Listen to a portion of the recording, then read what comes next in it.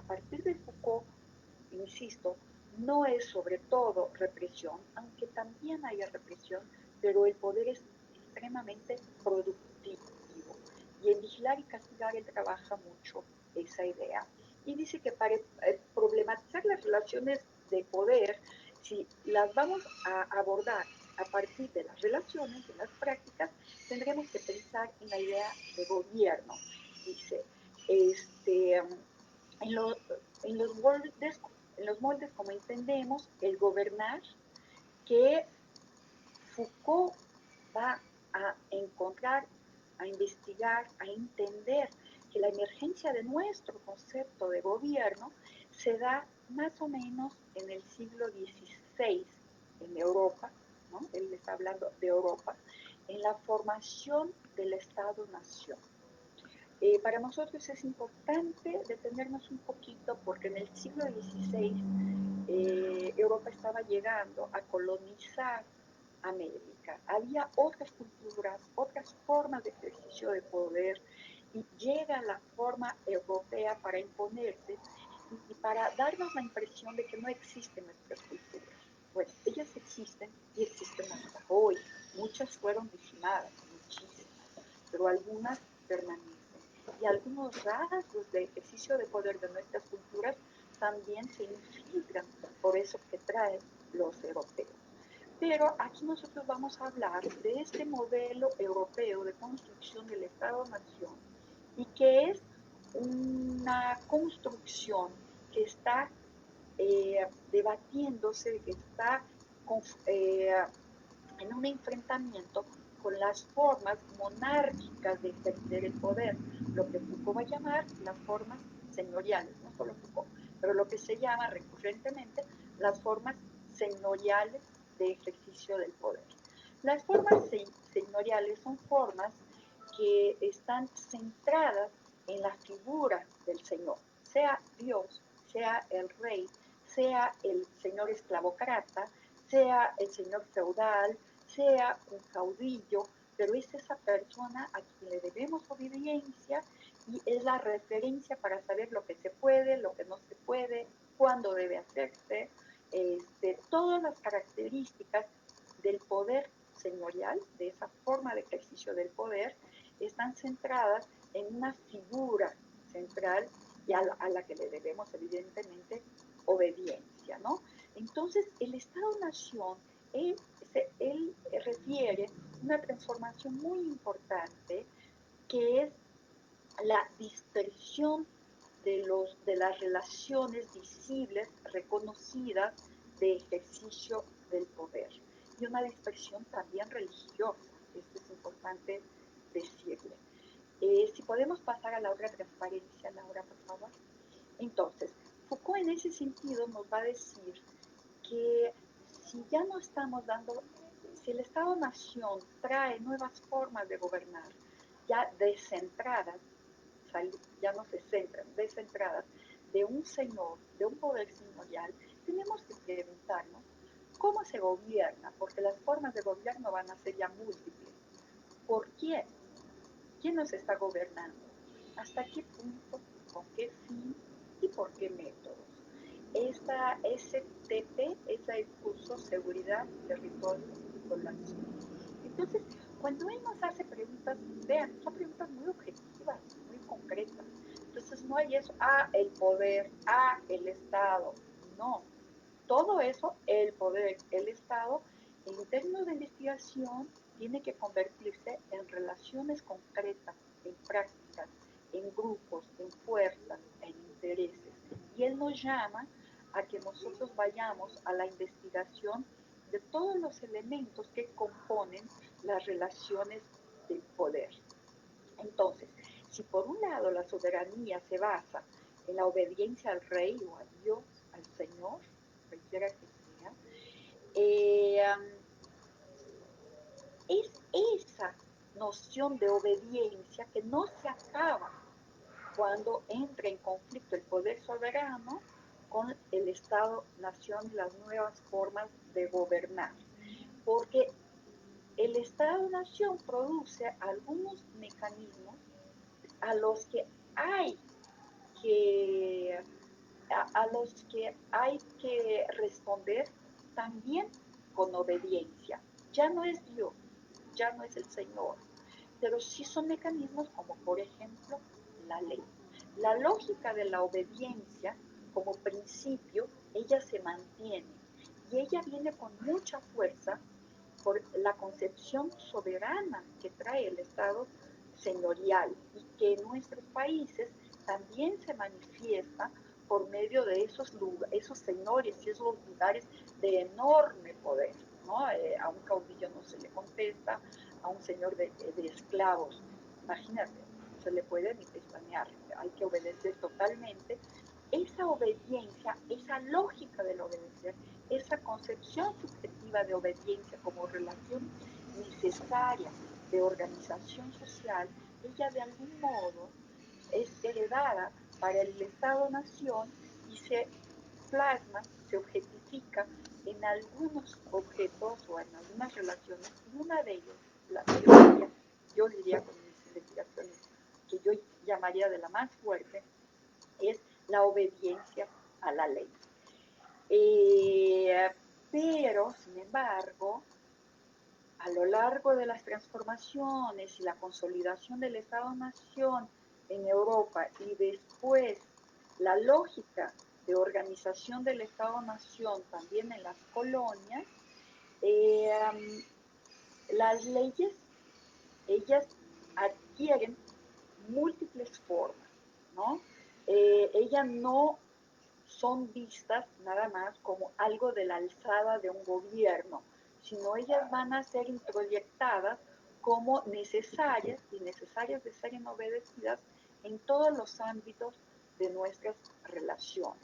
Y cito la otra frase que está aquí, que dice: la pluralidad de formas de gobierno y la inmanencia de las prácticas en relación al Estado. O sea, no se trata de que se diga voy a imponer la ley a los hombres como el señor soberano imponía su voluntad, sino la imposición de la ley, a diferencia del poder soberano, ella se va a dar por medio de, de ciertos mecanismos que vamos a llamar de ciertas tácticas, ¿no? Las leyes, la verdad, ellas no son las verdades soberanas, ellas serán producidas, y vamos a hablar más de eso, como tácticas, como modos de actuar por un cierto número de medios y para alcanzar una cierta finalidad. Entonces no vas a obedecer a la ley porque dijo el Señor, sino porque tengo que funcionar de cierto modo. Las relaciones van a ser subjetivadas de modo naturalizado y vamos a reconocer ciertos modos de relacionarse, de organizarnos, de actuar, como los modos necesarios para el funcionamiento de la sociedad. Lo que tenemos aquí en tensión y en seguridad, territorio y población, Foucault lo plantea con mucha claridad, es la discusión, no sé si ustedes han oído hablar del príncipe de Maquiavelo, que era todo un tratado de cómo tenía que ser el príncipe, y en vez de que sea el príncipe que sepa cómo gobernar, porque él es soberano, lo que se va a construir en un concepto de Foucault es el arte de gobernar. Entonces deja de ser una calidad soberana, mítica, otorgada por Dios generalmente, o por la propiedad de la tierra, que siempre es adquirida con mucha violencia. El Señor hay que obedecer porque es el dueño de las tierras, porque bueno, nos mata, porque nos morimos de hambre, porque le debemos, ¿no? La tienda de raya en México, que es muy usual, y entonces son mecanismos de obediencia al Señor. A diferencia de eso, el Estado-Nación va construyendo lo que lo que Foucault llama el arte de gobernar. Y el arte de gobernar plantea el gobierno como multiplicidad, muchas formas y muchos contextos. Ya no hay un reino central, hay modos y espacios. Y entonces cada vez más es importante cómo se gobierna a la familia, cómo se gobierna en un convento, cómo se gobierna en una escuela, en una corporación, legión militar, siempre el modo de gobernar deja de ser la obediencia al Señor para ser cómo establecer las mecánicas, las técnicas, las formas de gobernar en los lugares en los que el ejercicio de poder se da. Y también más adelante en las clínicas, ¿no? Los modos, los lugares de cura, en las prisiones también, en los lugares también de castigo, en fin. Y ahí por eso tiene esa frase que dice que hay una pluralidad de formas de gobierno y la inmanencia de las prácticas son muy importantes en relación al Estado. O sea, si por un lado es muy importante saber cómo se gobierna en una clínica médica, en un convento, en cualquier lugar, estos lugares a su vez componen una política de Estado y tienen al Estado como soberano. El poder soberano es transferido al Estado, que por su vez construye, produce, desarrolla una serie de mecánicas plurales de gobierno. Entonces, dice Foucault que para hacer la genealogía del Estado moderno y de sus diferentes aparatos de gobierno, hay que entender lo que yo creo que hablábamos la vez pasada, pero no recuerdo, lo que es una razón gubernamental. ¿Había dicho eso la semana pasada o no? ¿Cómo la ven? No me acuerdo. ¿Y ustedes tampoco? ¿No, Carlos? ¿Quién es más? No recuerdo, pero yo digo que no. Ok, eso es lo que vale, lo que no se acuerda. Entonces vamos a hablar de eso hoy, que es importante. Ya estoy acá. Entonces es importante, órale, dice Foucault, Sale, ya. Hacer la historia, entender cuál es la razón gubernamental. Y él va a decir que hay 4 elementos muy importantes para pensar la constitución de lo que él ya va a llamar el Estado moderno, ¿no? Es el Estado gubernamentalizado. Vamos a volver a eso muchas veces, ¿no? Estamos empezando. Que es los modos de gobierno, que ya no es un modo de ejercicio del poder centrado en el Señor, ya no es señorial. Y él dice que hay 4 elementos que diga, ¿alguien quiere hablar? Parece que se robaron el celular. ¿Cómo? Parece que se robaron el celular de Carlos. ¿En dónde está Carlos? Estaba en la marcha de las compañeras feministas trabajando. Es un asunto del transporte. Carlos está asistiendo a la clase desde la marcha, ¿es eso? Desde un transporte está escribiendo mediante el chat. Me escribió, no, perdón, es un asunto del transporte, disculpen, ¿todo bien? Ok, ¿estás bien, Carlos? Solo dinos eso. Ok, gracias. Entonces, si está bien, Carlos, sí. Entonces, Foucault propone 4 elementos. No hay problema, Carlos, eso pasa, la vida virtual es así, con que estés bien, lo demás se resuelve. Hay 4 elementos que son muy importantes para pensar esa razón gubernamental, según Foucault. El primero de ellos es la economía, y que nadie mejor que Carlos Marx para trabajar la economía política, ¿no? Los movimientos económicos, los modos de producir, la gran circulación de mercancías, la necesidad de liberar las fronteras, los límites para poder comerciar, para poder producir mercancías. Ese es un elemento. El otro elemento es un concepto que Foucault trae en ese curso de seguridad, territorio y población, que es un concepto de veras muy importante para entender el análisis de la construcción política que tenemos hoy, que propone Foucault, que es el concepto de población.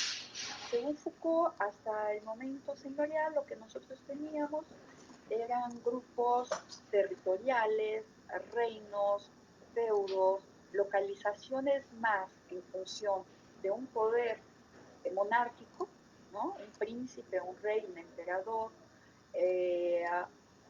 un terrateniente, y, y la demarcación de ese poder estaba dada extremadamente por la noción territorial, ¿no? Por la ocupación territorial. Pero cuando esto se va resquebrajando, la gente que está en ese territorio o en los territorios que son redefinidos no son localizadas en función de una entidad, de un señor. Y entonces él dice que hay ricos, hay pobres, pero que hay un concepto que une a todo mundo, que es el de población. Y de hecho es el que los censos, las estadísticas utilizan, ¿no? Tú puedes hablar de clases ricas, clases pobres, productores, empleados, género, infancia, fraccionamientos etarios, pero cuando tú hablas de población nadie queda de fuera. Entonces dice Foucault que por la primera vez, en vez de trabajar por sectores localizados en un territorio y sobre todo en una figura señorial, se va a trabajar con la noción de población, ¿no? Esa es la noción biopolítica sobre la cual iremos hablando poco a poco. Frente a esa población hay otro elemento que emerge con mucha fuerza por las nuevas formas de organizar que ya no están centradas en un señor, sino están centradas en la dispersión de la población que empieza a migrar, a circular, tal cual las mercancías y los procesos productivos empiezan a tener mucha transformación. Si alguien no entiende lo que estoy diciendo, si no estoy siendo clara porque me estoy yendo medio rápido en esta parte, por favor díganmelo y soy más objetiva, más específica. Entonces, otro concepto que él dice que es muy importante frente a esa población que se empieza a desplazar, empieza a trabajar para una persona y para otra, vende mercancía, la propia población es fuerza de trabajo, es una mercancía que también se desplaza. Otro concepto que es fundamental es el de seguridad. Y frente o al lado al de seguridad emerge una corporación que es muy importante que oigamos algo sobre eso, que es la de la policía. Pero no, la policía no emerge igual que la policía de hoy. Sin embargo, así como la escuela, así como la cárcel, así como muchos espacios, es importante pensar porque algo que emerge con propósitos un poco bastante diferentes de los actuales, hoy se llama del mismo modo y objetivamente eso se da porque hay algunas prácticas y algunos sentidos de las prácticas y algunos efectos de esas prácticas que se mantienen. Entonces, la seguridad es el tercer elemento, el primero la economía, la población, la seguridad, frente a la cual tenemos la emergencia de la corporación que se va a llamar policía, y voy a hablar de esto enseguida. Y el cuarto elemento, que es muy importante para el Estado-Nación, que es la emergencia del Estado capitalista, que es la libertad. Y la libertad no como una práctica de autorreconocimiento, sino la libertad en la emergencia del Estado-Nación y la emergencia del capitalismo es un concepto que está atado a la coerción y a la represión y por lo tanto a la seguridad. O sea, la libertad es necesaria para la instauración del sistema capitalista. Ya dije aquí porque es necesario que los límites de producción y de circulación de mercancía sean abolidos. Si ustedes leen a Marx, si leemos la introducción a la economía política, lo que vamos a entender es que si por un lado el capitalismo se basa en la producción de mercancía, esas mercancías son productos destinados al mercado, por eso mercancía. Y solo cuando se realiza la compra-venta, o sea, el objeto toma el carácter de mercancía, es cuando el ciclo del capital se realiza. Marx, en el volumen 2 del Capital, va a trabajar el ciclo del capital y la realización del capital, que él va a llamar, que es el ciclo que termina con la compraventa y con la producción, con la expresión de la finalidad última para la cual fue hecho un objeto, para la cual se produjo valor en el proceso productivo, o sea, la realización de la mercancía, porque si no la vendemos, es un producto, pero se queda ahí y no se convierte en mercancía, no es absorbida por el mercado. Entonces, ese movimiento, tanto el de producción, pero sobre todo el de circulación, él depende de la libertad. Él depende de las rutas comerciales, rutas marítimas, rutas, las rutas marítimas son terrestres, pero las rutas por tierra o por mar, por eso lo de los esclavos y tanta cosa, y se puede vender cualquier cosa. Se puede vender una mesa y se puede vender una persona, un esclavo. Entonces, es muy compleja esa discusión sobre la mercantilización. Y entonces, ese concepto de libertad que el capitalismo tanto defiende, si ustedes perciben, nosotros hacemos una investigación más detallada sobre cuáles son las condiciones sobre las cuales el capitalismo habla de libertad, nos vamos a dar cuenta que las condiciones de libertad están ancladas en mecanismos de coerción y de represión en leyes. Entonces todo el mundo va a decir, claro, porque si no es un caos. Sí, el chiste es que esas leyes, como dice Foucault en esa transparencia que está todavía aquí, él se pregunta cómo es ser gobernado, por quién, hasta qué punto, con qué fin y por qué método. Entonces, esas leyes tienen sentidos políticos muy claros. Si estudiamos las prácticas, vamos a ver, ellas no caen del cielo, no vienen de Dios, ellas son relaciones sociales y políticas que son forjadas y son reglamentadas. Por eso, si esa libertad está vinculada a modos de regulación, a modos de seguridad, esa corporación de la policía originalmente, ella nace como una idea de la providencia, ¿no? Del Estado providencia, del control providencial, que era ir a dar, entre comillas, apoyo a la población, pero controlar la población que una vez desmembradas las relaciones señoriales en algunos lugares, no sucede en todos los lugares, ni al mismo tiempo, ni con la misma fuerza, pero sí en muchos lugares, ¿qué le pasa a esa población? Porque la población, ¿a dónde se va a vivir? ¿Qué va a hacer? Esa policía se va a dedicar a proveer cosas para esa población, pero evidentemente, por un lado, esa policía es pagada por cierto grupo.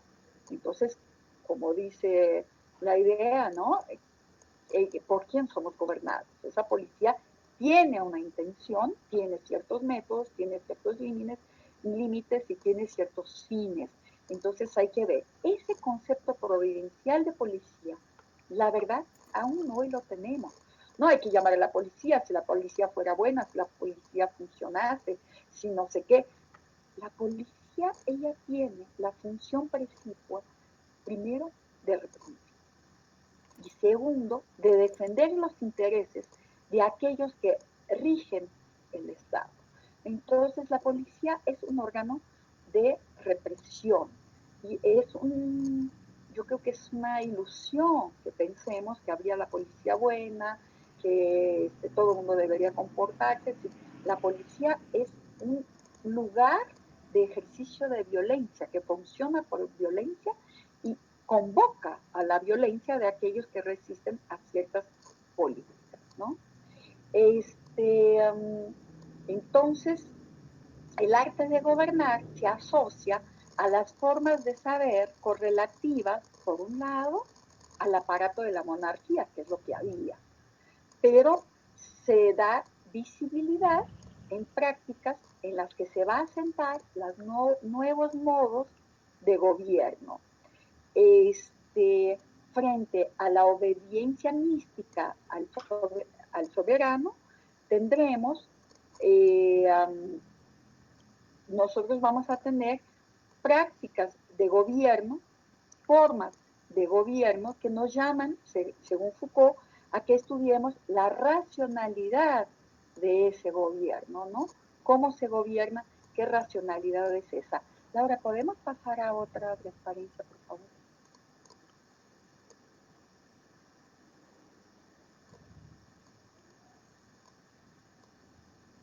Gracias, eso. Entonces, estamos hablando del liberalismo, ¿no? Y dice Foucault, en Seguridad, Territorio y Población, que el liberalismo es de hecho la primera racionalización del ejercicio del poder. O sea, ya no voy a obedecer porque es el Señor. Voy a obedecer porque es lo mejor para mi sociedad. ¿Qué es lo mejor?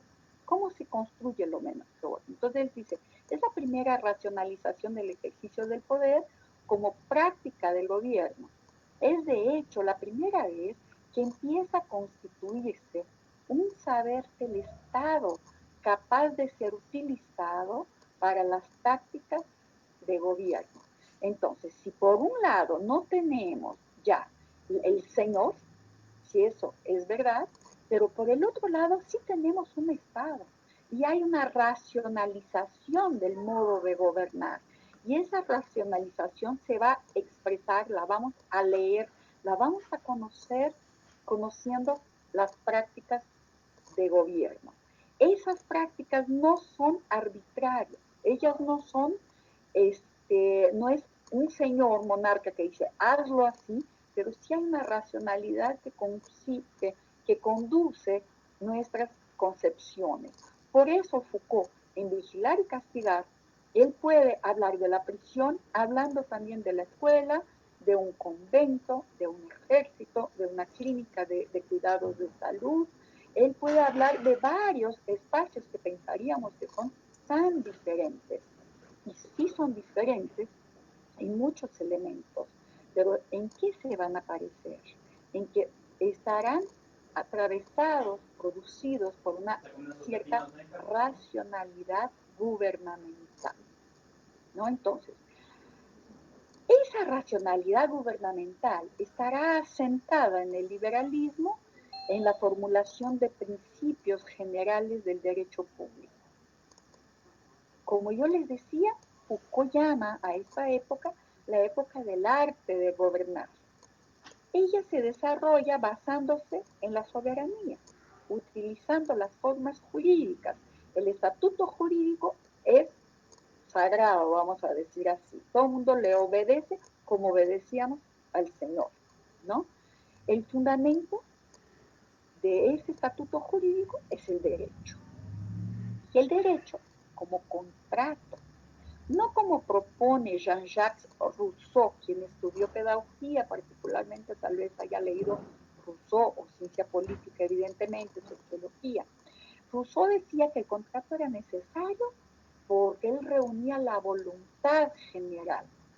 No, esa idealización de la comunidad armoniosa, durkheimiana, no tiene nada que ver con el análisis del ejercicio de poder y de la razón gubernamental propuesta por Foucault, ¿no?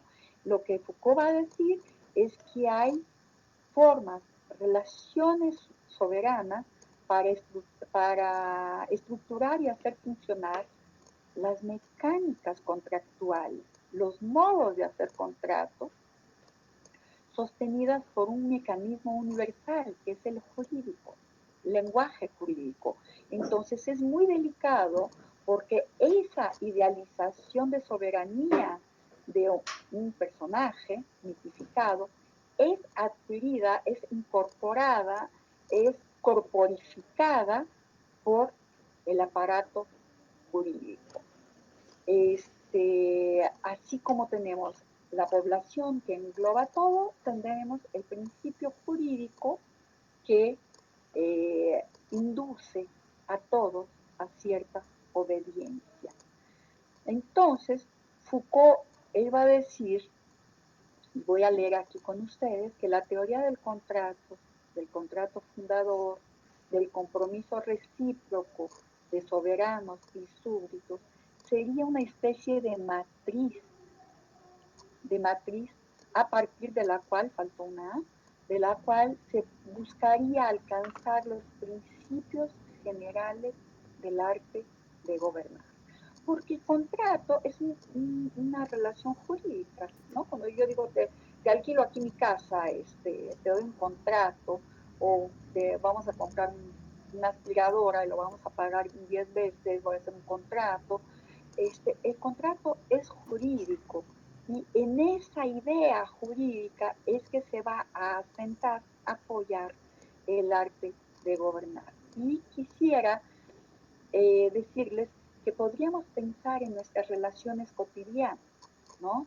Alguien se pelea en una familia, y entonces vamos a buscar a un juez, a una ley que diga cómo tiene que ser la relación de los padres, de los genitores, o de los que asumen como padres y madres de una familia, cómo tiene que ser la relación si ellos se separan, si ellos se pelean, cómo tiene que ser la hereditariedad, cómo es que tiene que ser la relación escolar de respeto y obediencia cuando hay conflictos, cómo es el orden médico si yo quisiera ya aplicar eutanasia a mi cuerpo, jurídicamente qué pasa. Entonces, si nosotros nos ponemos a pensar, todas nuestras relaciones pasan en la sociedad liberal burguesa, en el liberalismo, todas las relaciones pasan por la lógica del derecho, por la lógica jurídica. Y eso es muy importante,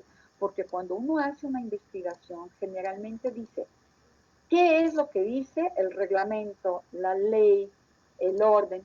Pero muchas veces lo que hay que investigar es cómo se produjeron ese tipo de razonamientos, ese tipo de contratos. ¿Por qué? Por esa lógica. Por ejemplo, cuando uno hace trabajos psicológicos, ¿no? En la clínica también hay una serie de reglas, hay una serie de normas, o el trabajo psiquiátrico, o en todas áreas. ¿Serán esas las normas sobre las cuales me quiero basar? ¿Qué pasa con mi trabajo cuando yo tengo que espejarme en una norma establecida en otro momento, en ciertos grupos, con ciertas fuerzas, pensando en ciertos mecanismos, y me gustaría trabajar de otro modo, ¿no? Entonces, por ejemplo, voy a poner un ejemplo. En Brasil hay escuelas en las que los maestros de la preparatoria no pueden salir con los alumnos, por ejemplo, a tomarse un helado, una cerveza, un refresco en un bar, en una cafetería, en cualquier lado, fuera de la escuela. A veces, no, vamos allá, cruzamos, después de la escuela vamos a comer algo y vamos a seguir platicando sobre el asunto. Hoy muchas escuelas no permiten y corren a los maestros, y se les amenaza por la posibilidad de seducción sexual del maestro en relación a los alumnos. Entonces esas reglas tienen unas lógicas que impiden una serie de actividades.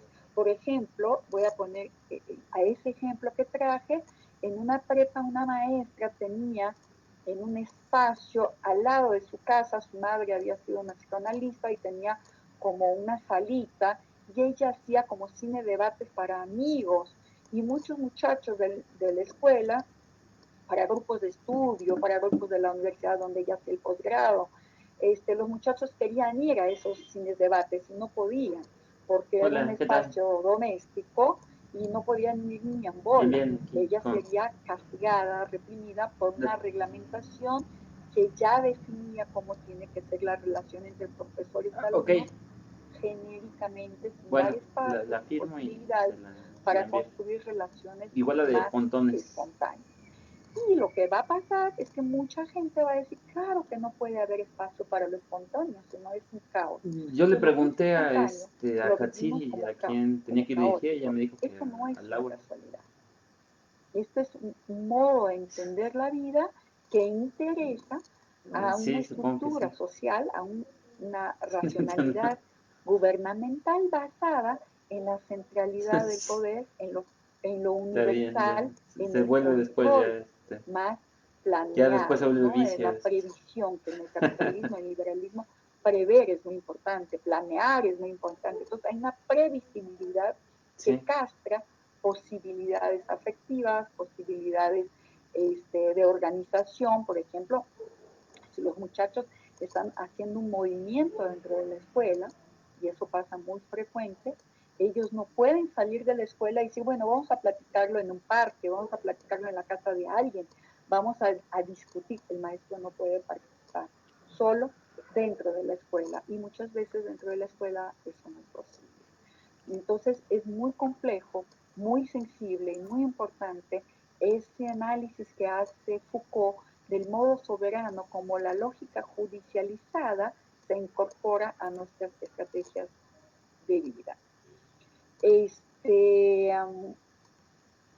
Pero lo que me interesa decirles aquí un poquito más es que al mismo tiempo que nosotros tenemos la relación contractual jurídica como referencia y nosotros creemos en ella, cuando hay un problema, cuando hay un conflicto, cuando hay algo nuevo, cuando hay algo inusitado, que no tiene que ser un problema, pero cuando hay algo inusitado, lo primero es verlo como un problema, porque nos amenaza, porque es algo que puede huir a cierto control. Entonces eso es muy importante, esa razón gubernamental tan centralizadora y tan coercitiva. Bueno, entonces, cuando hay algo que sale de lo previsto, en general nuestras tácticas, nuestras estrategias, nuestros modos de funcionamiento, nuestras mecánicas, nos llevan en general a buscar una nueva reglamentación. Ah, esto no estaba previsto, entonces vamos a hacer una nueva regla. Regla encima de regla. En ese sentido, nosotros podemos entender también el concepto de derechos, porque lo que establece el orden jurídico es la existencia de derechos. ¿Qué es el derecho? Es una posibilidad otorgada por una ley. Es un instrumento jurídico, ni más ni menos. Y cada vez que nos organizamos, porque las mujeres consideramos que la relación con los hombres tiene que ser diferente, porque los profesores quieren organizar algo, porque los homosexuales quieren tener derecho a un matrimonio, entonces lo que buscamos es la posibilidad de nuevas órdenes jurídicas, o sea, de nuevos derechos. Entonces, el siglo XX, él nace en el área de la infancia, por ejemplo, como, oigan, que pide Cádiz que apaguen su micrófono, hay alguna resonancia de alguien. Yo no oigo, pero alguien. Si pudieran apagar el micrófono. En Facebook se están quejando, entonces pues por eso. Ah, gracias. Cádiz es nuestra cácara del Facebook. Entonces, les pedimos que cierren sus micrófonos, pero enseguida cuando cualquiera quisiera hablar, por favor, préndalo y hable, porque ya lo virtual es bastante distante como para controlar quien quiera hablar. Entonces, cuando quieran, hablen. ¿Sí? Entonces, retomo aquí lo que estaba diciendo. Entonces, cuando queremos reglamentar una relación de un modo diferente, o sea, no reglamentar, cuando queremos vivir una relación de un modo diferente, nuestra primera salida es reglamentarla, es convertirla en un contrato, es darle estatus jurídico porque nos sentimos que ahí sí estamos garantizados. Y entonces lo que estamos haciendo es luchando por derechos. Y les decía que el siglo XX despierta, el siglo XXI despierta con el gran movimiento internacional, sobre todo desde América, pero es internacional, de garantía de derechos para los niños. Y los niños entonces se vuelven sujetos de derechos, y eso es una novedad. Y nos sentimos muy bien, porque entendemos que promovemos la situación de los niños, que muchas cosas malas pueden dejar de suceder cuando no los vemos como subordinación, como etapa, sino como sujetos de derechos. Pero al mismo tiempo, cuando yo establezco una relación jurídica en la condición de derecho, esa relación al mismo tiempo está convocando el Estado y me está encuadrando y me está limitando y me está condicionando a lo que es posible en el Estado. Yo quisiera poner un ejemplo, que es un ejemplo para mí muy simbólico, que es el ejemplo del matrimonio homosexual, ¿no? Yo creo que hay reglas administrativas que para que alguien tenga derecho a herencia o a pensión o a seguro de salud empresarial o cualquier cosa, tiene que tener el estatus de familia, de cónyuge. Entonces, la gente quiere establecer un contrato para tener acceso a ciertos servicios, a ciertas condiciones. Y los homosexuales no se podían casar y era uno de los problemas muy graves de hereditariedad, de reconocimiento familiar, es muy grave. Sin embargo, lo que el movimiento homosexual solicita no es solo un contrato en relación a los aspectos de la vida que depende de ese reconocimiento. Por ejemplo, cuando un ¿cómo se dice? Cónyuge. Se me olvidó la palabra. Cónyuge. Cónyuge. Cónyuge, gracias. Gracias. Cuando un cónyuge tiene derecho al servicio de salud, todo eso, sino los homosexuales querían algo que no tiene que ver necesariamente con el contrato jurídico, sino que tiene que ver con un modo cultural de entender lo que es el matrimonio. Querían su fiesta, querían vestirse de blanco o de traje o de frac, querían la condición de la novia y del novio. Lo que quiero decirles es que al lado de lo que nosotros entendemos como contrato jurídico, hay muchísimas aspiraciones y trazos culturales que están juntos y que cuando hacemos un análisis netamente jurídico no nos damos cuenta. Entonces, si lo que se quería era la inclusión del cónyuge en una relación administrativa, ¿no? Que es eso, es algo administrativo, una herencia o cualquier cosa así, al mismo tiempo lo que se quería también es el espacio cultural para todo eso. Y si yo veo solo la parte jurídica, yo no me voy a dar cuenta de un lado muchas otras implicaciones y muchas otras presencias afectivas, culturales en la relación de un lado. De otro lado, tampoco me doy cuenta que a medida que yo quiero esa condición jurídica, quiero ser igual a lo que es instituido, por lo tanto, quiero ser también instituido. Y no estoy luchando contra un Estado que define con quién me puedo casar. Vean, en Estados Unidos, hasta 1957, desde 1928, más o menos este periodo, si me equivoco, es un año o dos, pero creo que es de 28 a 57, había una ley en casi todos los estados americanos que impedía el matrimonio entre blancos y negros.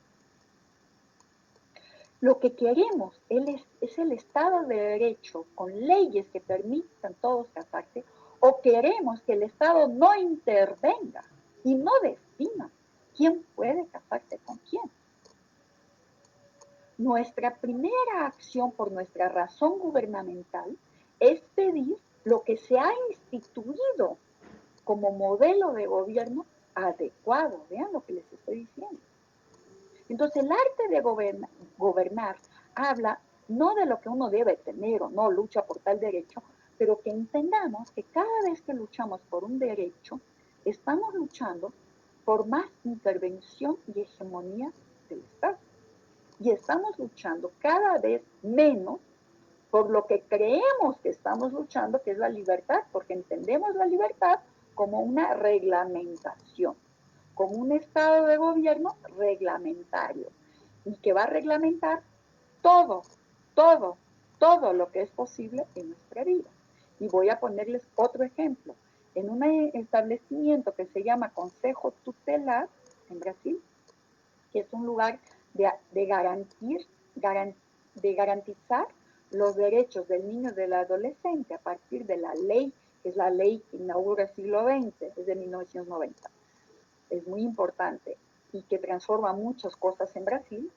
Ella enfrenta muchos conflictos, pero es evidente que ella, no, nada es evidente, pero ella no definía nada sobre relaciones sexuales sobre jóvenes.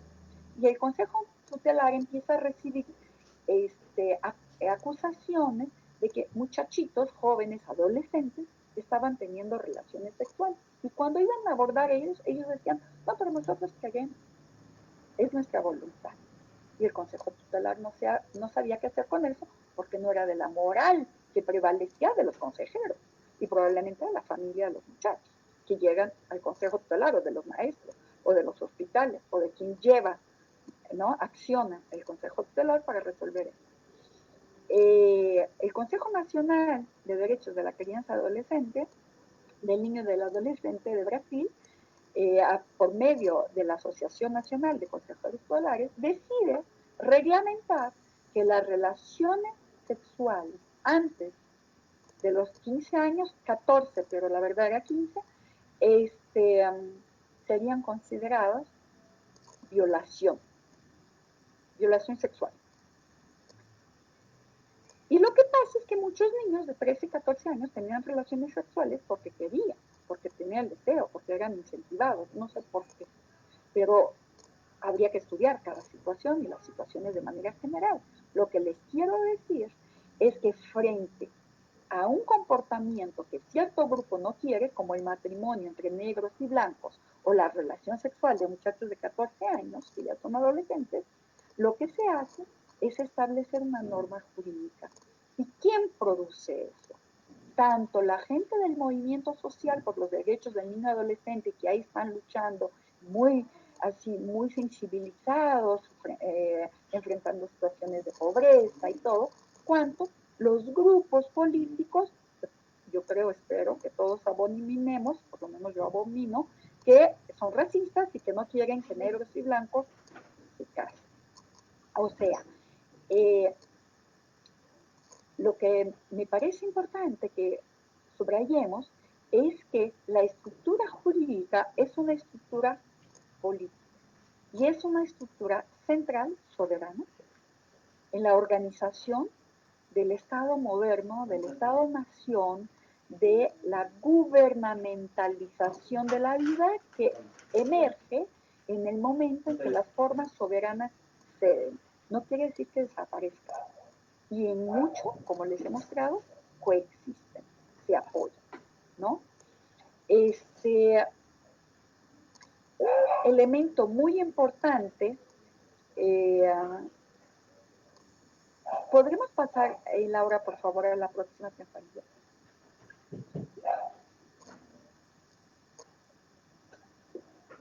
Un elemento muy importante, según Foucault, en los estudios de Foucault, en el que se asienta el arte de gobernar, es la familia.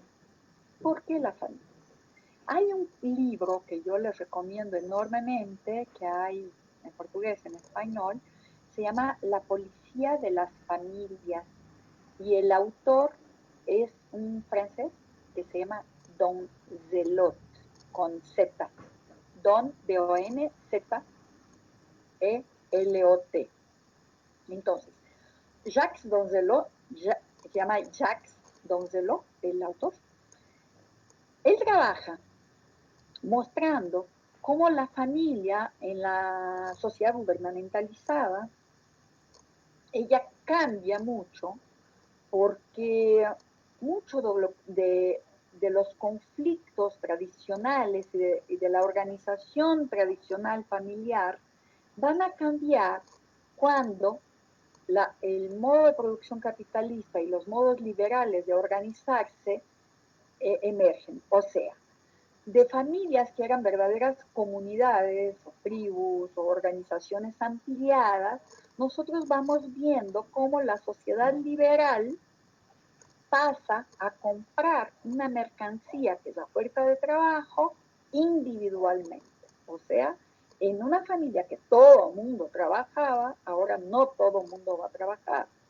Algunos tendrán trabajo y lo que se hace es comprar la fuerza de trabajo. La persona va, trabaja, gana un dinero, si ahí consigue dónde vivir, qué comer, muy bien, y si no, lástima. Problema de la familia, no hay un soberano que tenga que ver dónde va a vivir la población, ¿no? Eso en Brasil es algo gravísimo con la esclavitud, porque la esclavitud deshace los ramos familiares. Es muy diferente la situación brasileña, muy, muy diferente contemporánea que la mexicana, por ejemplo, porque en la mexicana los modos de organización culturales y familiares, ellos permanecen en la historia, van cambiando, pero hay una permanencia. los esclavos que llegan a Brasil, la primera estrategia que hacían era desmembrarlos, separar hijos de madres, de esposos, de hermanos, de abuelos, todos eran desmembrados. Entonces, no les gustaba comprar esclavos de una misma familia porque tenían vínculos afectivos, tenían vínculos organizativos. Y la migración esclava es tan perversa, es tan violenta. La gente venía de culturas diferentes, de tribus diferentes, de ciudades diferentes, de lenguas diferentes, de comidas diferentes, y se reúnen bajo la connotación esclavo, absolutamente desgajados y desmembrados. Entonces la casa del esclavo se convierte en la nueva familia y la relación tribal permanece. A pesar de la mutilación familiar que se produce, hay una lógica tribal, hay una lógica solidaria, hay lenguajes que van siendo compartidas, hay lenguas que van siendo compartidas y hay muchos símbolos y muchos modos de producir y hay muchas características culturales de la esclavitud. Pero así como el indígena en México no es el indígena, no existe. Existen centenas de lenguas en México, existen centenas de grupos, de ropas, de comida, hay muchas culturas, hay códices mexicanos, hay diversos códices muy diferentes. En Brasil también lo que tenemos, y en los países de origen esclavo, de tradición esclava, como Venezuela, como parte de Panamá, de Colombia, Estados Unidos, todas las Antillas, todo el Caribe. En México también hay, son menos, pero es la costa, ¿no? Hay más Veracruz, Oaxaca, aquella área sobre todo, Tamaulipas. Entonces, esos modos de organización familiar, ellos toman otra relevancia, otra connotación cuando se erradica la forma monárquica de organización. Y la familia pasa a ser uno de los lugares más importantes de construcción de tecnología de gobierno. Cuando se sale el gran monarca. Por eso, Jacques Donzelot, él dice que él llama a la policía de las familias en el sentido de que las familias pasan a ser los policías del modo de gobernar de las comunidades. ¿No? Dice Donzelot que la familia es la menor organización política, porque de hecho ella tiene que desarrollar lo que Foucault va a llamar un arte de gobernar, un modo de gobierno, técnicas de gobierno para control de esa población. Si por un lado la familia es tan relevante para asentar el control de la población, si ya no es localizada por el monarca, pasa a ser localizada por ese nuevo concepto que es el de familia. Pero al mismo tiempo, el modo de gobernar familiar es muy estrecho, es muy restricto, es muy centrado, muy limitado. Y entonces el modelo de familia, según Foucault, él es insuficiente porque la población rebasa ese modo de organizarse. Y entonces la familia deja de ser un modelo de gobierno para ser un mecanismo de gobierno. No deja de ser un mecanismo, pero de otro modo. Entonces, dice aquí en la transparencia, la cita que agarré de seguridad, territorio y población. Si la población permite el desbloqueo del arte de gobernar, porque ya no es el pueblo vinculado al soberano, sino la población, genéricamente hablando, es por el otro lado porque erradica un modelo familiar, solo centrado en la idea de familia. Pero la familia sigue siendo un mecanismo de gobierno importante. Voy a leer la segunda cita que está en la transparencia para comentar otras cosas. Y dice, la población se manifiesta entonces más que en el poderío del soberano, como el fin y el instrumento de gobierno. Hay que gobernar a la población. Ella será un instrumento de gobierno y la finalidad del gobierno es el control de la población. La población será el sujeto de necesidades, de aspiraciones, pero también objeto en manos del gobierno. Entonces, lo que quiero decirles es que habrá una serie de instrumentos para controlar la población. Y esos son los instrumentos que Foucault llamará biopolíticos. Ustedes van a oír mucho el concepto de biopolítica asociado a Foucault y hay, después del curso Seguridad, Territorio y Población, hay un curso que se llama Nacimiento de la Biopolítica y muchos otros textos en los que él hace referencia a este concepto. Y biopolítica porque será ahora las técnicas de la demografía, ¿no?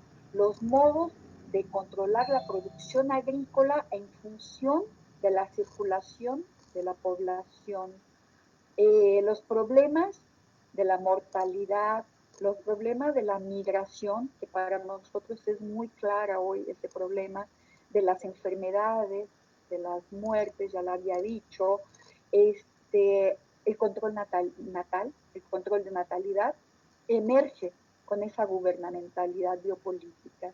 Y hay un instrumento que Foucault estudia muchísimo y considera privilegiado para hablar de biopolítica, que es la estadística. Y si nosotros vemos, casi todas las investigaciones que nosotros haremos serán mejor o peor justificadas por su vinculación estadística, es decir, tanto por ciento, pero tanto por ciento, por esto pasa, por esto deja de pasar, como la estadística es un instrumento de gobierno central y que también debe ser pensada como un mecanismo de gobierno, no como una verdad, ¿no? Porque la estadística también ella va a construir realidad, ella produce verdad, produce conocimiento, tanto así que hay una discusión enorme de cómo hacer un censo. Por ejemplo, una persona que vive sola, ¿es una familia o no es una familia? Tantas cosas, ¿no? Que la estadística, cuando decían en qué año cada país permitió a las mujeres que votasen, y antes de eso decían la población quería, no quería. ¿Qué población? ¿Cómo se define un indicador estadístico? ¿Podemos pasar a la otra transparencia, por favor? Entonces Foucault dice, ¿qué pasó? No leí. Perdón, hola. Disculpe, buenas tardes. Es que la compañera Tonantzin tuvo, o no sé, creo que se salió de la sesión y quiere reingresar, pero no puede, o no le dan permiso. Ahora sí, ¿saben qué pasó? La gente del Facebook no sabe, pero Rafael, que administra esto, voy que ir a otra reunión, entonces él no está aquí con nosotros. Sí, Cádiz no lo sabe hacer, yo no lo sé hacer, mándenle un mensajito que si puede seguir por el Facebook. Yo no tengo, Rafael no dejó instrucciones con nadie de cómo resolverlo. Se da la transmisión por Facebook porque no, yo no soy administradora ni Laura. Ok, no nos dejó como administradores, a mí no me dijo nada, sí es un problemita. Pero sí, no se preocupen, gracias. No, al contrario, sí. Si ella tiene cuestiones que por favor no las mande en Facebook, pero son agruras de la vida virtual. Vale, gracias. Al contrario. Bueno, entonces Foucault dice que el paso de un arte de gobernar, estoy leyendo, del arte de gobernar a una ciencia política, el paso de un régimen dominado por las estructuras de soberanía a un régimen dominado por las técnicas de gobierno se da en el siglo XVIII en torno de la población y por consiguiente el nacimiento de la economía política, ¿no? En fin, es un poco un resumen, yo creo, de algo de lo que hemos estado hablando. Y vamos entonces a entrar finalmente, rápidamente, en un elemento fundamental y al que se dedica a vigilar y castigar todo el tiempo, y como técnica de gobierno es una técnica de la mayor relevancia frente a, a la pérdida de espacio de las formas de gobierno soberanas. Insisto, ellas no se acaban, ellas se reemplazan, pero no es que se acabó y no hay nada que ver. Al contrario, les quiero decir que, por ejemplo, una familia ejerce el poder todavía con un grado muy importante de poder soberano, ¿no? Es el papá, aunque no sepa y no concuerde, pero hay una cosa de autoridad soberana ahí. Entonces eso sigue diciendo, o en la escuela donde tú tienes el poder disciplinario por excelencia, pero hay formas soberanas muy importantes. Si podemos pasar a la otra transparencia, por favor, Laura. Entonces, un elemento fundamental es la disciplina, y ahorita Laura nos va a pasar la transparencia de la disciplina. Gracias. Dice, la disciplina jamás fue tan importante y valorada como a partir del momento en que se intentó manejar la población. Manejar la población quiere decir manejarla a sí misma, en profundidad, con minucia y en sus detalles. Y una de las mayores características que hay de la sociedad de la disciplina es, de un lado, es la vigilancia constante y permanente. La obediencia al señor, al monarca, al señor feudal, al esclavocrata, era algo muy fuerte, todo el mundo le temía. Pero una vez que la sociedad se disipa, cada uno, por ejemplo, en una misma familia, cada uno trabaja en un lugar, cada uno está en un lugar. Tú tienes trabajo en una ciudad y de repente te vas a otra. Sí, hay un flujo muy grande.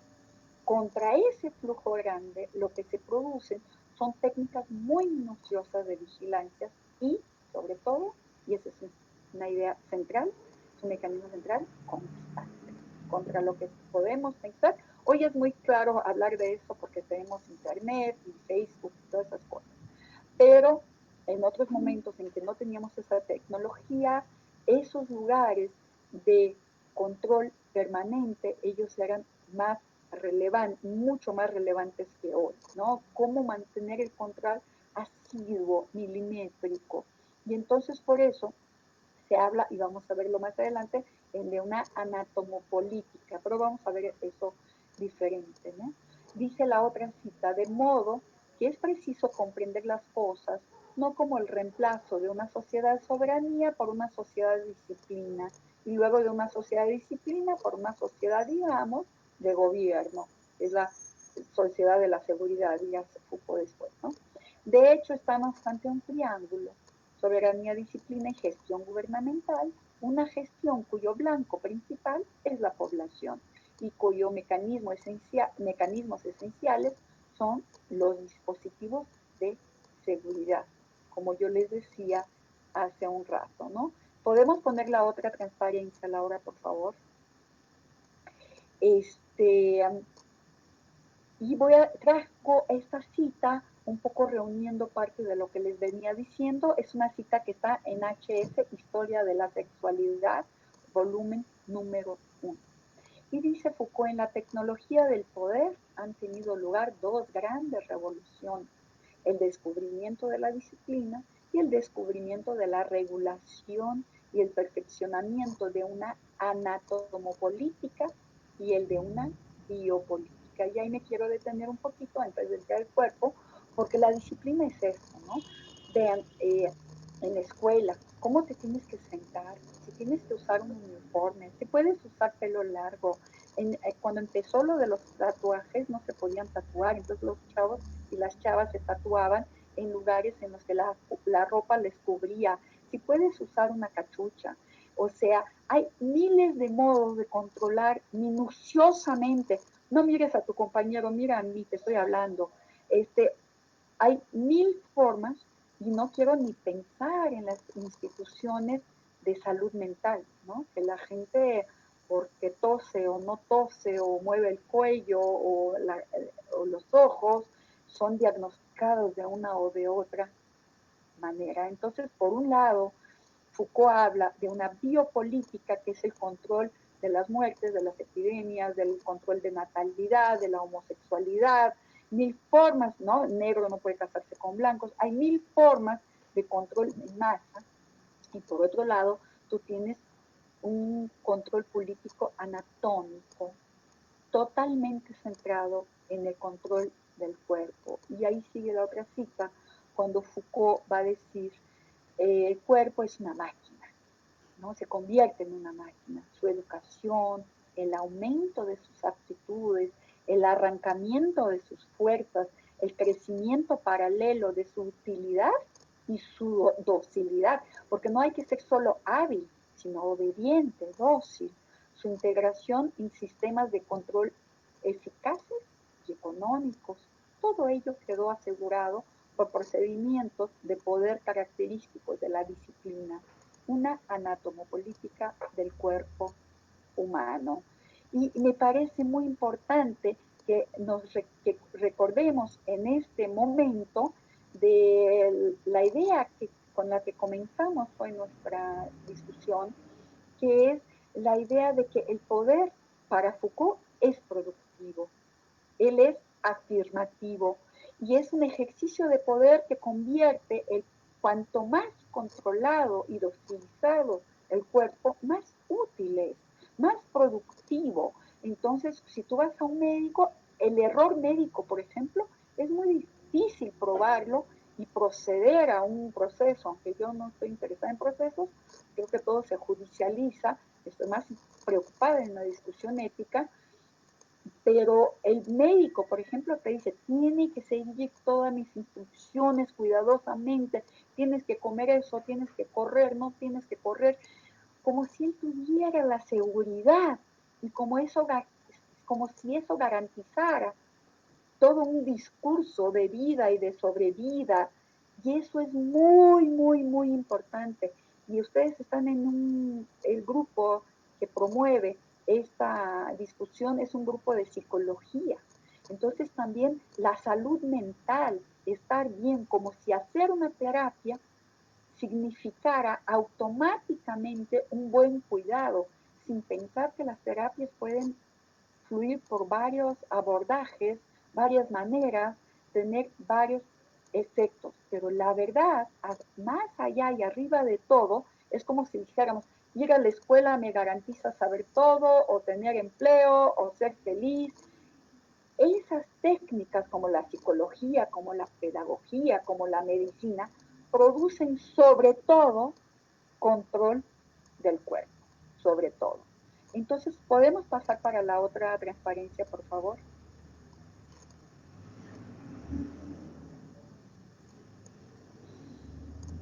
Una cosa muy importante que les quiero decir a estas alturas, antes de leer esa cosa, es que esos procedimientos todos de disciplinarización, ellos inciden en la individualización. Eso es muy importante. No hay grupos, no hay comunidades. Yo voy a comprar la fuerza de trabajo de un trabajador. Yo voy a controlar cada uno de mis estudiantes. La discusión, por ejemplo, ahora en la pandemia, ¿no? De lo que nos pasa como colectivo no existe. Cada uno se cuida, cada uno si puede y quiere, hace cuarentena, cada uno tiene que proveer sus recursos médicos. En algunas ciudades, en algunos lugares es público y es más colectivo, pero el abordaje es extremadamente individualizado, el abordaje de la disciplinarización, ¿no? Y voy a leer esa cita entonces que está acá. Tomar la gestión en gestión la vida, los procesos biológicos del hombre especie y asegurar no tanto su disciplina como su regulación. Voy a volver a eso.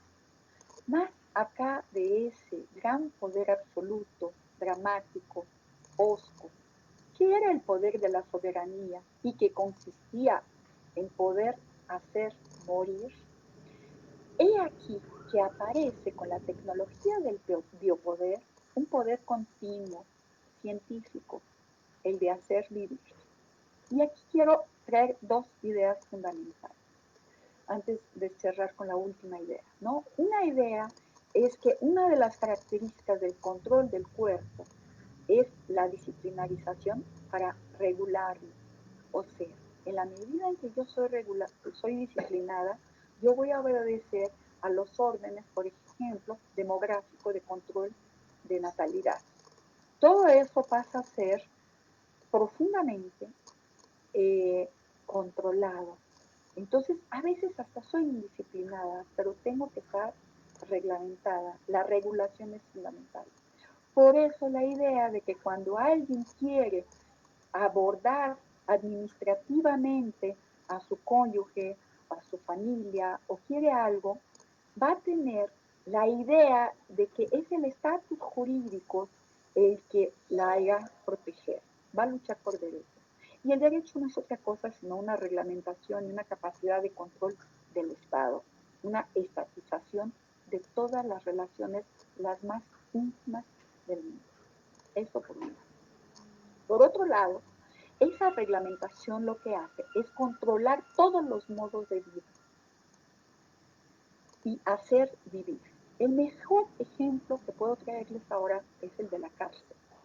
En vez de que alguien, porque la vigilancia, lo que ella produce, es un control permanente y una demanda por castigo. El castigo se convierte, no es que antes no hubiera castigo, toda la vida ha habido castigo, pero en la sociedad disciplinaria el castigo es central, porque él es el acto ejemplar de que la disciplinarización es necesaria, es importante, es el medio por el cual yo tendré tranquilidad, tendré seguridad. Es un mecanismo de seguridad y la seguridad es un mecanismo de coerción. Entonces la cárcel es un medio de decir que vamos a reeducar como si eso fuera posible, como si no nos diéramos cuenta cuáles son las prácticas carcelarias, ¿no? Que es un lugar de violencia, de degradación, un lugar de pérdida de todos los sentidos de respeto mínimo. Entonces, ¿pero por qué nos mata? Y bueno, hay gente que quiere la pena de muerte. ¿Cuál es el argumento? Al revés del soberano que decía, te vas al exilio, te saco de aquí, te mato, te quito tus tierras. Ahora la cárcel nos regenera. Es un instrumento de seguridad que nos educa.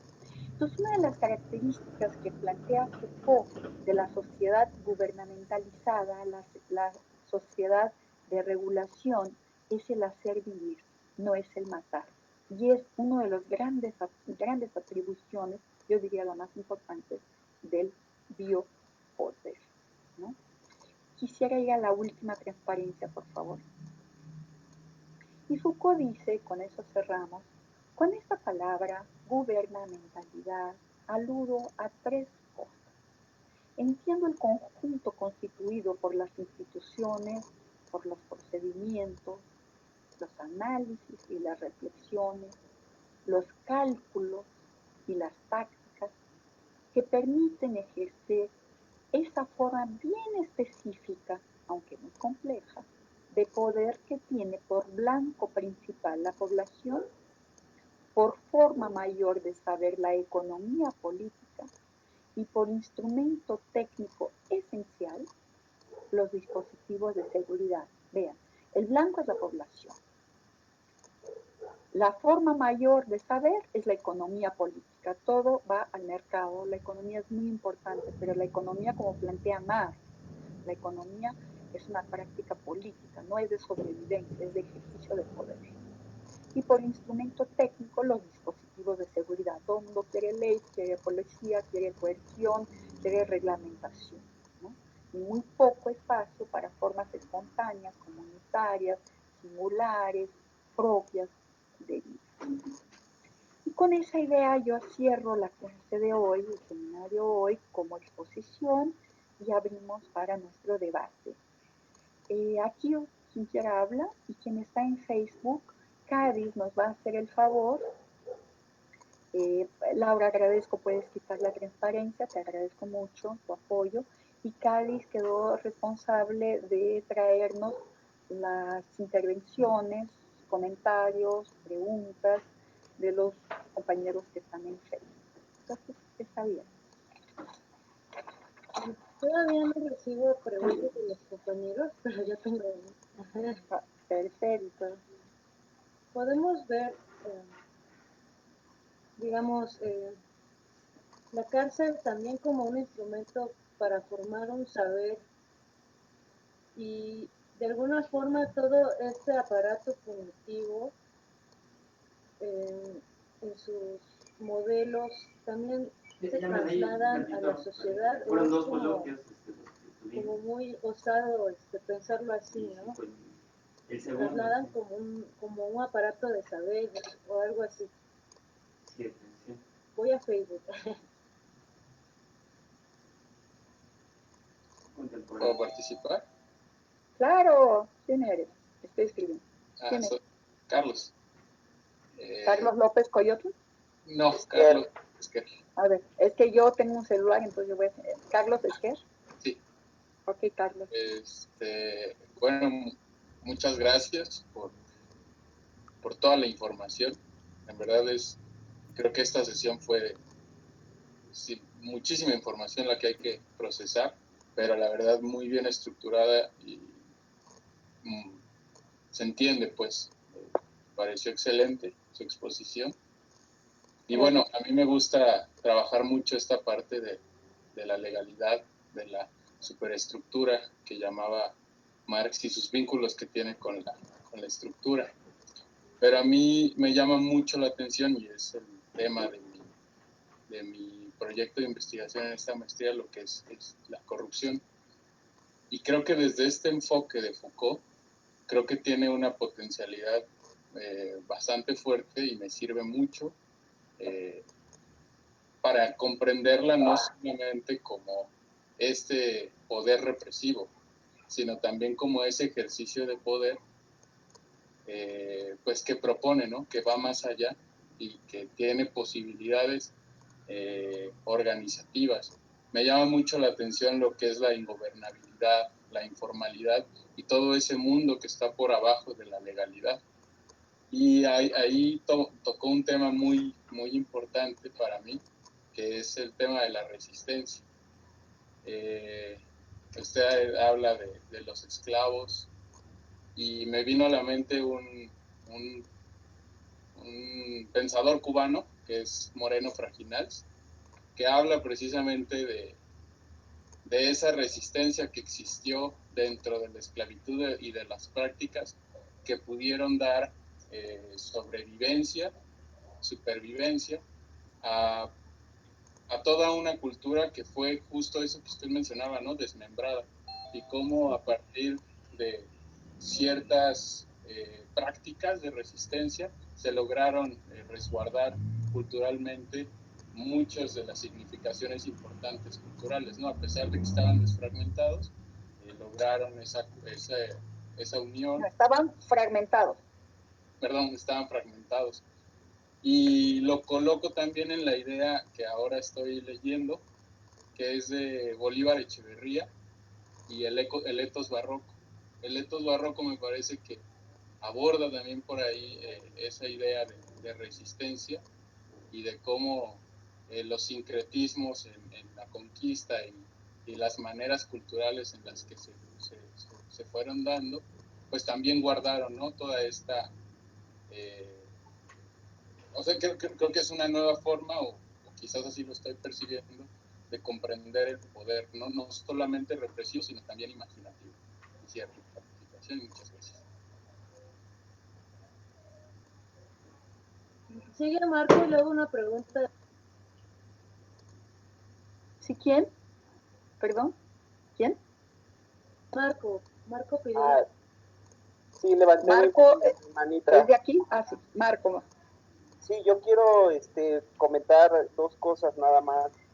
Por un lado, me llamaba la atención ahora que escuchaba cómo pensaba en los movimientos sociales, ¿no? Cómo buscan, por un lado buscan o representan una ruptura con lo establecido, con el orden imperante, pero también por otro lado muchos buscan la reglamentación jurídica, ¿no? Y la pregunta ahí sería si consideraría usted que en ese paso a la reglamentación jurídica pasarían de lo instituyente a lo instituido, a esas formas, perdiendo así mucho de su fuerza, ¿no? Eso por un lado.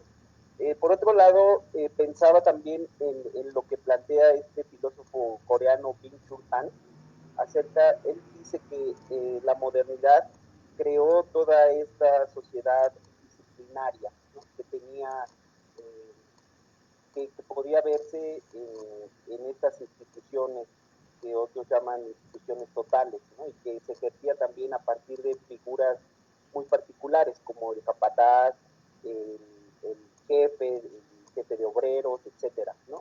Pero él plantea que de los años 1970 a 80 hacia la fecha, en lo que él llama la sociedad tardomoderna, dice, habría un cambio, un viraje de esa sociedad disciplinaria a una sociedad más bien que ya no necesita tanto de estas instituciones, sino que más bien son individuos que se autodisciplinan, ¿no? Que ya no necesitan de la figura del capataz, sino que sería un autodisciplinamiento total que produciría lo que él llama nuevas patologías, ¿no? Como el burnout, el estrés total, etcétera, ¿no? ¿Usted estaría de acuerdo en este planteamiento o podríamos hablar de que más bien coexiste con esa sociedad disciplinaria o no ha cambiado? Muchas gracias. Gracias, Marco. ¿Alguien más? Cádiz, ¿alguien del Facebook? Preguntas de Facebook, a ver si las leo. Dice Diego Osvaldo Pérez. ¿El panóptico del cual habla Michel Foucault sería un mecanismo de gobierno?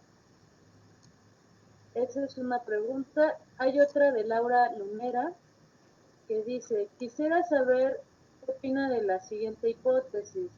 Durante el confinamiento en el que desaparecieron horarios, espacios físicos y en cierta medida órdenes en los espacios educativos, me estoy refiriendo particularmente a las instituciones educativas, se promovió de alguna forma el disciplinamiento del cuerpo, al trabajar más tiempo, más horas, sin que nadie nos los exigiera. En ese sentido, ya se instituyó la disciplina en nuestro cuerpo, en nuestra psique, no hubo ningún orden por el que, permítame, no hubo ningún orden, pero de alguna forma nos impusimos un orden, y esa sería toda esa pregunta. Y hay otra de Joy, que la sacó la aplicación de Zoom, pero nos siguió en Facebook, y dice, muchas gracias. ¿Quién, perdón? Disculpa, Joana. no oí quién. Ah, Joana, sí. Se le salió la aplicación Sí. Zoom, pero aquí está participando en Facebook y dice, muchas gracias, es muy importante lo que nos comenta. Pienso en las funciones de la disciplina sobre el cuerpo, las tecnologías de género que evocan a un disciplinamiento específico sobre el cuerpo de las mujeres. ¿Qué piensa sobre las instituciones que atienden la violencia contra las mujeres? ¿Qué prácticas de poder podrían observarse? Esas serían las preguntas. Igual a mí me gustaría participar, si se puede. Claro, siempre. Muchas gracias. Pues bueno, igual me uno al agradecimiento de los compañeros con usted por el tiempo, por también preocuparse por cómo andaba hace rato en el transporte. Muchas gracias a todos también. ¿Todo bien? Yo tengo una duda muy sencilla, o bueno, creo que muy sencilla, pero al mismo tiempo la veo medio compleja, pues por algo me quedé con la duda. En la página 119, justo Foucault, de la clase del 1 de febrero, plantea dos puntos ahí sobre la continuidad ascendente y descendente de estas artes de gobernar. Entonces, justo me gustaría pues escuchar a usted cómo las define, o sea, cómo usted las está leyendo, para contrastar un poco como con la dilucidación que obtuve en la lectura personal, ¿no? Y nada más, muchas gracias. Bien, Cari. ¿Alguien más? ¿O podemos? Voy a estas cuestiones y luego volvemos si hay tiempo, porque son cuarto para las 6. Yo tengo tiempo, pero yo no sé si se cae el Zoom, no tengo idea qué pasa. Entonces vamos nosotros a nuestra zona. Entonces,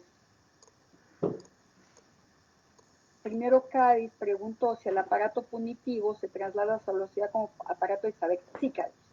Eso es una pregunta muy importante y muy relevante. y yo creo que podríamos, bueno, luego se van a articular. La idea de la sociedad disciplinar es precisamente regularnos, que nos regulemos. Entonces, si yo no le creo como maestra a la lógica disciplinaria, si ella no me constituye, si yo no creo que hay que tener una disciplina, que hay que ir a la escuela, que hay que decir, cuando un niño va a la escuela generalmente los responsables lo llevan y le dicen, obedece a la maestra. La maestra puede ser una persona que piense totalmente diferente de nosotros, pero hay una creencia en ese lugar, en ese saber, en ese modo de funcionar. Y eso es de todas las culturas, de todas las épocas, pero en la sociedad disciplinaria lo que pasa es que yo voy introyectando, por ejemplo, el horario en el que yo puedo ir al baño. O sea, hay escuelas que no dejan a los niños ir al baño sino en ciertos horarios. Él tiene que disciplinarizar su vejiga, ¿no? Y su aparato digestivo. Y eso no pasa cuando está en la escuela, le pasa para la vida. Entonces, si yo no me disciplinarizo, yo soy considerada una persona no bien educada, no bien condicionada. Yo no puedo ser una maestra si yo no tengo la disciplinarización en mí, porque no es una farsa, no es un teatro. Yo me la creo. Igual un médico, igual un juez, igual un carcelero. Puede ser buena gente o mala gente, tener buen humor o mal humor, pero las concepciones que nos atraviesan son esas, las que van siendo introyectadas en nosotros como tú lo preguntas, como un saber. Es un modo de entender la vida, ¿no? Entonces, es muy importante, sí, como tú dices, que tengamos claro que todos esos aparatos de castigo y punitivos y de vigilancia, nosotros creemos que ellos son importantes.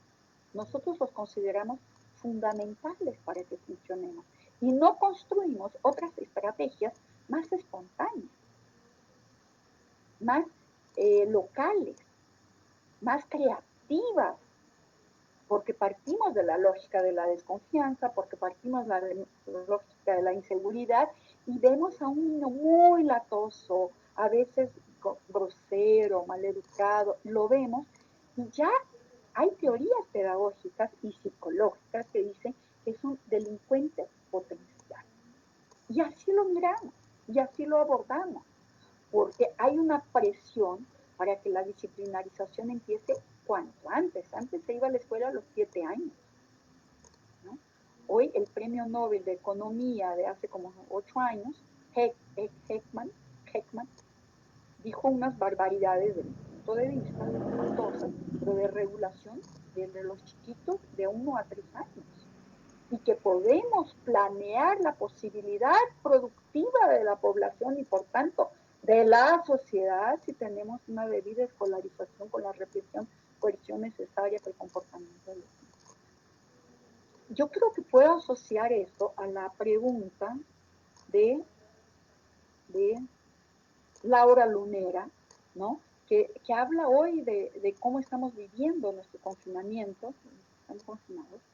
Es verdad, es decir, solo es posible hacer clases virtuales o en el canal 14 aquí de México y las tareas de jardín, de esto y del otro, porque tenemos una disciplinarización muy fuerte.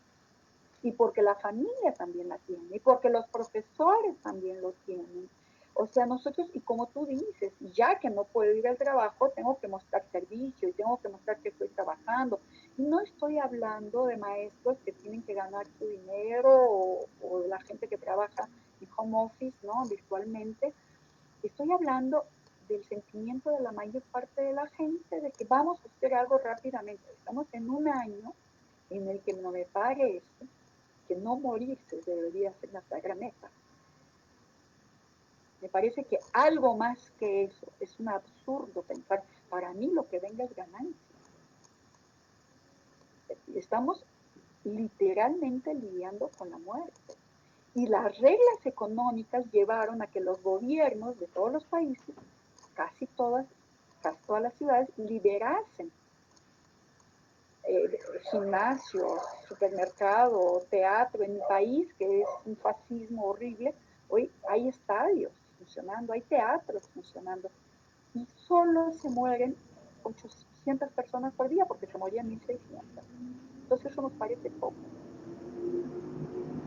Y entonces lo que está pasando con estas aperturas es que hay rebotes, pero la gente también normalizó la muerte en la pandemia. Y al principio eran 60 muertes por día, 150 muertes por día, solo 200, uy, estamos re bien en eso, porque solo 200, pero no hay problema, tampoco no es solo el 200, es contaminación, efectos secundarios de a quien no se muere y la posibilidad de los rebotes, pero nosotros vamos creyendo que tenemos que ser productivos y no vamos creyendo que hay posibilidad de construir una economía solidaria, comunitaria, vinculada a la sobrevivencia, vinculada al cuidado, porque nosotros tenemos una economía de ganancia. Las ganancias de algunas corporaciones económicas, de algunos sectores económicos y también corporaciones, han sido estrondosas, de los bancos, de supermercados, de algunas redes, de toda la red que vive de entregas a domicilio. Es decir, aquí no hubo solo sufrimiento, hay mucha ganancia, pero hay un saber disciplinarizado y obediente que nos ayuda a funcionar ininterruptamente, ¿no? Carlos, en primer lugar, Carlos, yo creo que lo que me gustaría más hablar contigo, pues estoy buscando mi celular. Lo que me gustaría más hablar contigo es lo siguiente, algo que había hablado la semana pasada. Para Foucault, lo jurídico está muy lejos de ser una superestructura. Para Marx, sí. Para Foucault no hay estructura y superestructura. Él dice que no habría cómo funcionar una economía capitalista, la economía mercantil ampliada, la economía liberal, si no hubiera una base jurídica y una producción subjetiva que acompañase esa base productiva. La semana que entra vamos a trabajar concepto delicadísimo y para mí central y sobre todo quien viene de psicología, que es producción de subjetividad a partir de Foucault, Deleuze y Guattari, ¿no?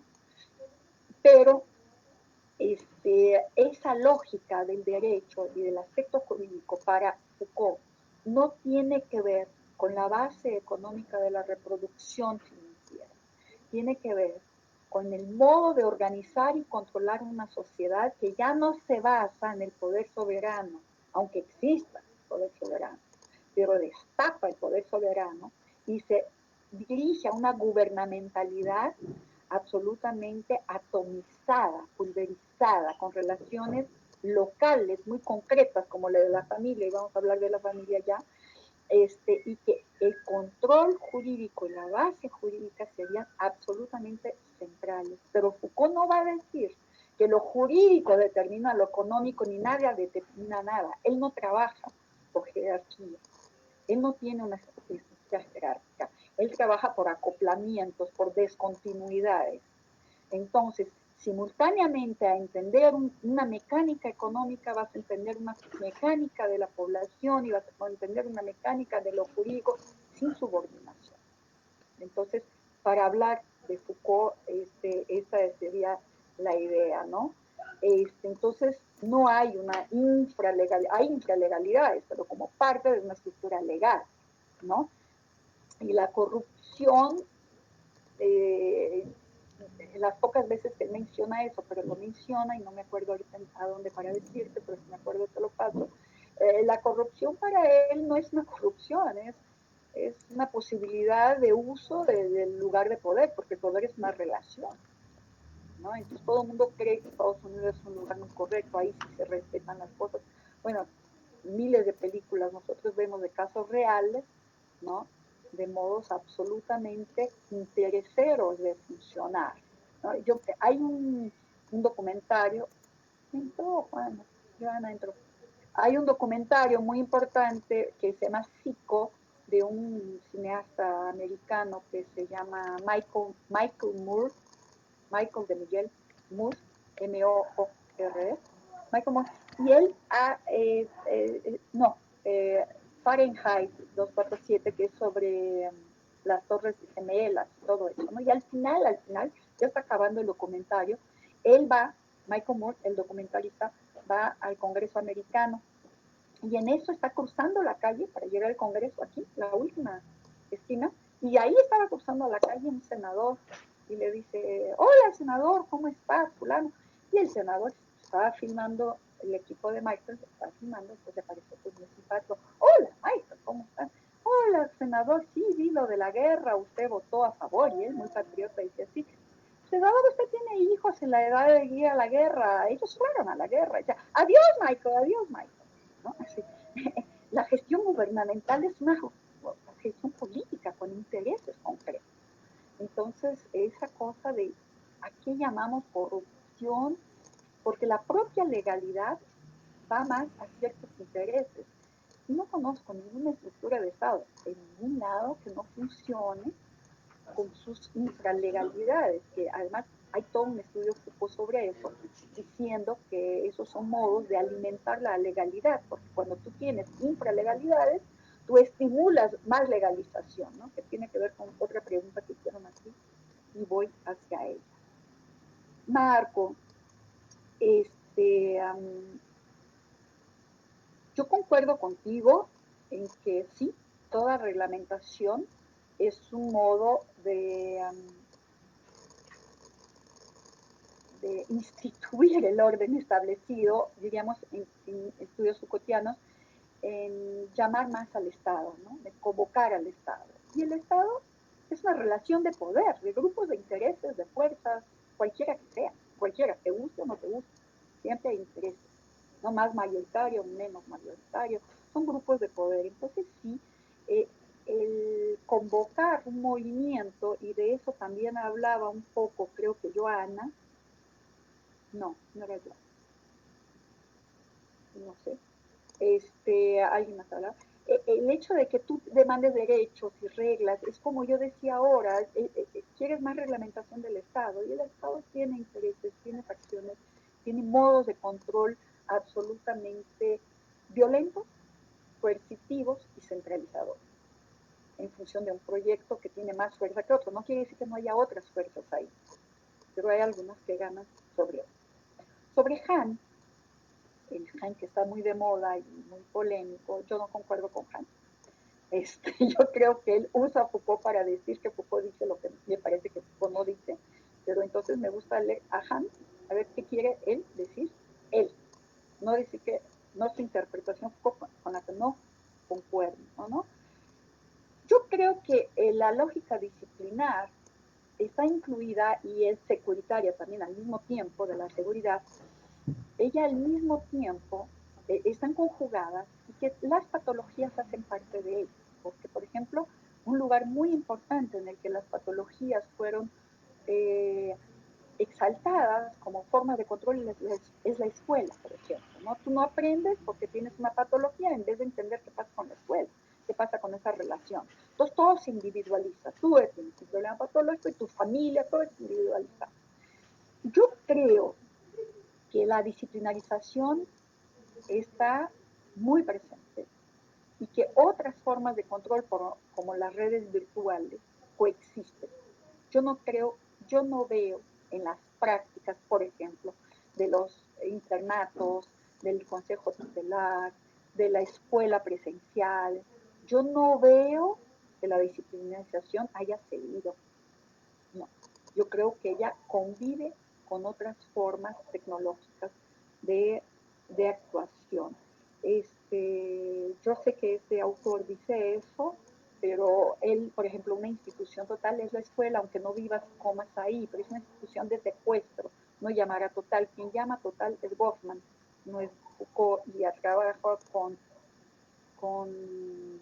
me olvidó el concepto que usa Goffman, a ver si alguien se acuerda, no es discriminación, pero no es... ¿Estigma? Estigma es totalmente diferente de disciplinarización, son conceptos diferentes, frecuentemente se usan juntos, no quieren decir lo mismo, no es el mismo camino del análisis. Entonces, en un refinamiento conceptual, yo sugiero que haya que tener esos cuidados.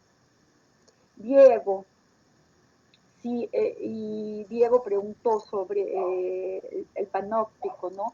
Muy importante pregunta, porque el panóptico es un modelo arquitectónico, que es una torre de la que, poniendo un policía aquí central, haces una cárcel, ¿no? Con nichos y das la vuelta y vas viendo a todo el mundo. La escuela es panóptica porque el maestro está en una tarima que ve a todo el mundo, tienes un patio en el que todo el mundo se ve.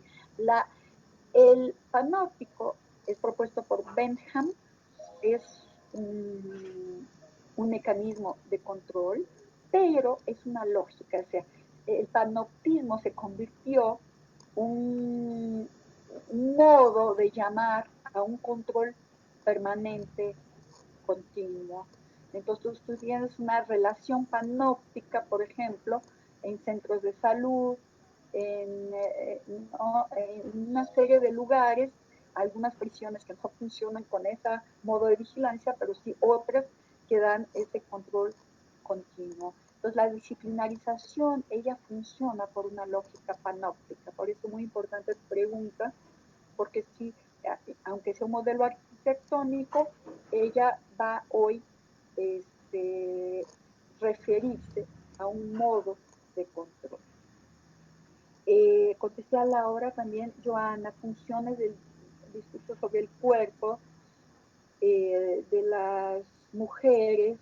Mira, yo creo que no podemos hablar de las instituciones de violencia contra mujeres porque el debate es muy grande, cada una trabaja de un modo. Hay perspectivas muy diferentes, muy diferentes y tendríamos que trabajar sobre las tres. ¿Con qué perspectiva trabaja cada uno? Entonces podremos hablar de algunas perspectivas. Lo que prevalece, como en el área de la infancia y la juventud, que yo trabajo, en el área de la educación, lo que ha prevalecido es el discurso y la demanda por judicialización. Entonces Rita Segato y Judith Butler y Paul Preciado son escritores que han salido de esa idea de que si no judicializas no puedes trabajar y no tienes avances, y han cuestionado todo eso. Entonces yo creo, Joana, que sí hay una tendencia de manera general en el movimiento social a una estatización, y el instrumento predilecto para eso es el derecho, es el contrato jurídico. Entonces sí me parece que hay esa tendencia. Carlos,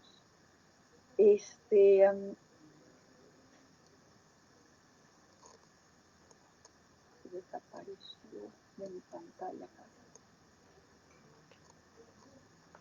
Ahí estás, Carlos. Sí, solo que está tu foto nada más. Sí estoy. Lo que pasa es que ya salí de la cafetería. Ok. Pero Perfecto. escucho. Perfecto.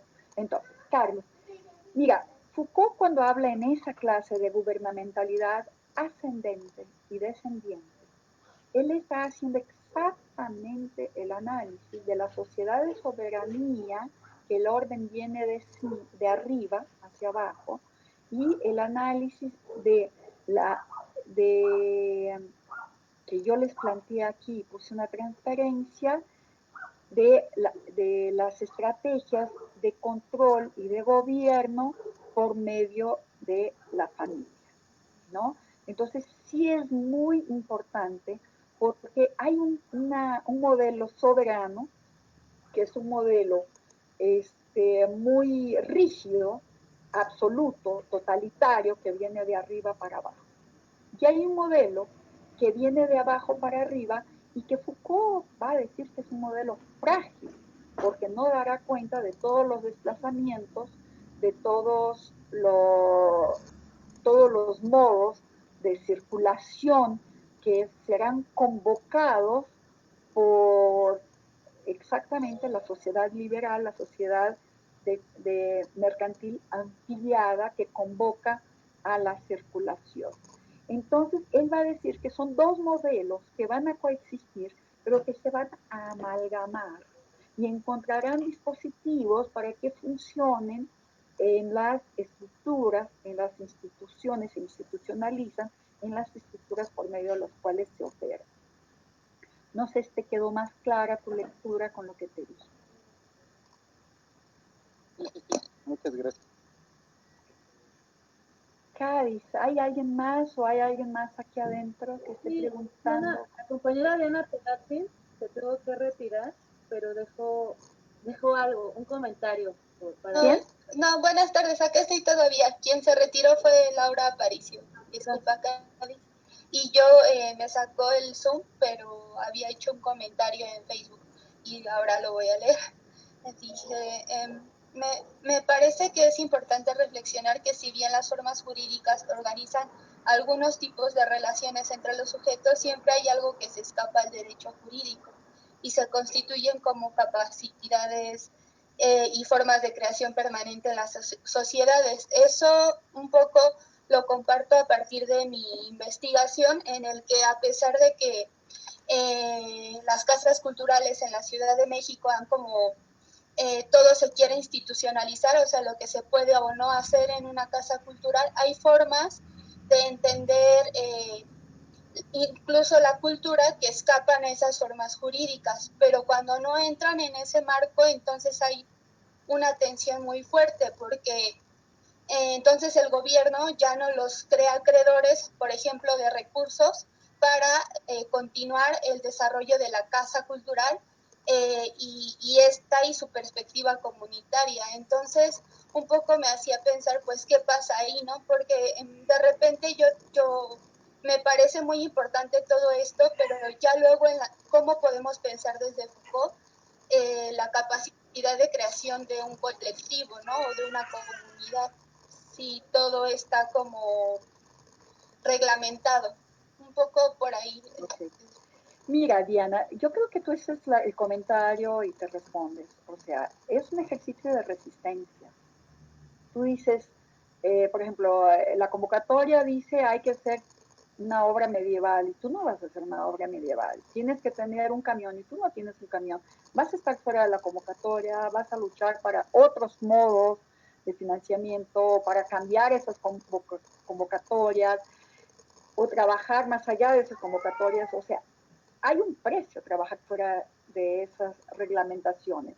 Las escuelas que han hecho pedagogías plurales muy diferentes, la gran mayoría, para sobrevivir, tienen que achicapalar y tienen que acabar apoyando algunas reglas, aunque hay una cierta elasticidad, porque hay un modo que exactamente se trata de eso, de quebrar, ¿no? Y que digamos no se puede de otra manera, pero sí se puede de otras maneras. Entonces, o nos juntamos para decir, vamos a... Ahora, cuando se dice puede de otras maneras, pues vamos a reglamentarlas. Bueno, ya se acabaron las otras maneras. Se convirtió en la manera, ¿no? Y es una tensión muy grande. Yo creo que tú en esta área, por ejemplo, es interesantísimo que consigas traer la potencia de los movimientos a veces insignificantes, pero que trae la especificidad, la singularidad de un movimiento y que no tendrá el amparo de toda una estructura. Pero eso es muy fuerte, ¿no? Y es muy difícil, claro que es muy...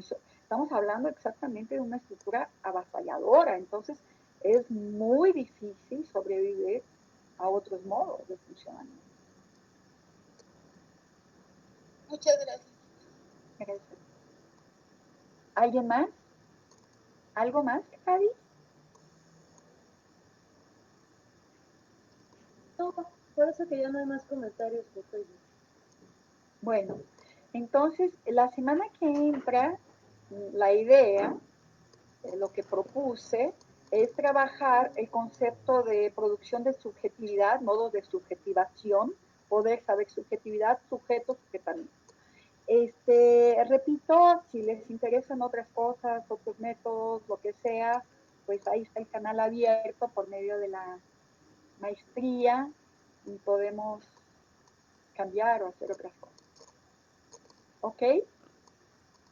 Bueno, muchísimo gusto, muchas gracias. Buena semana para todos y hasta el lunes.